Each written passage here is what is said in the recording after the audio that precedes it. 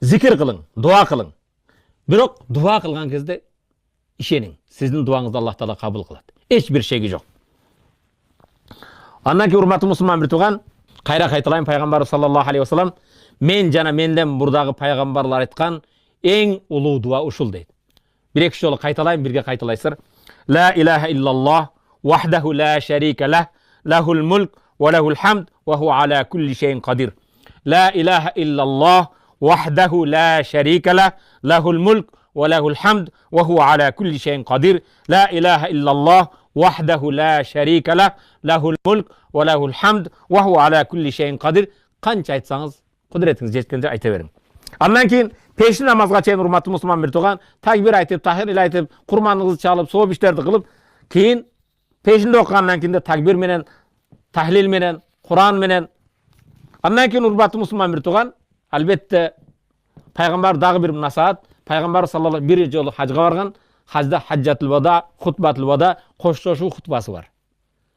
Бүгүн интернетке ар бириң уюлдук телефонго кирип, пайгамбар саллаллаху алейхи вассалам хутбатул вада, коштошуу хутбасын бир окуп чыгууду сиздерге жана өзүмө насаат кылам.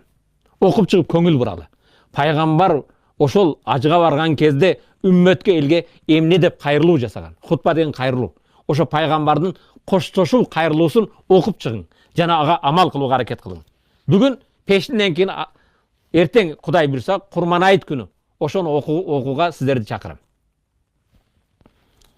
Намаз асыр окуйсуз, такбир айтасыз, кечки дуаларды кыласыз, Куран окуң шамдан алдын, урматтуу мусулман бир тууган.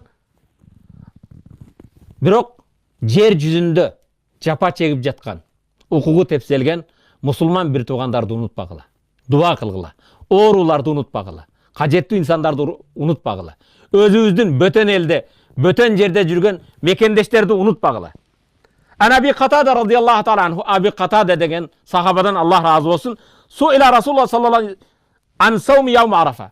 Арафа күнүнүн орозосу жөнүндө пайгамбардан сураганда пайгамбар айтты: "Юкаффиру санал мади вал бaqi."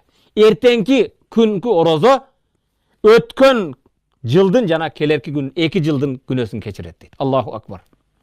Юкаффиру сана ал мади, өткөн жылдын жана быйылкы жылдын 2 жылды күнөөнү кечирет дейт. Эртеңки орозо. Ошондон урматтуу мусулман бир тууган, эгер бир үзүрүңүз болбосо, оору сыркоодон алыс болсоңуз, эртең орозо кармагандыкка чакырам. Пайгамбар саллаллаху алейхи вассаламга бир сахаба келди. Кале кейфе акул хина асал рабби.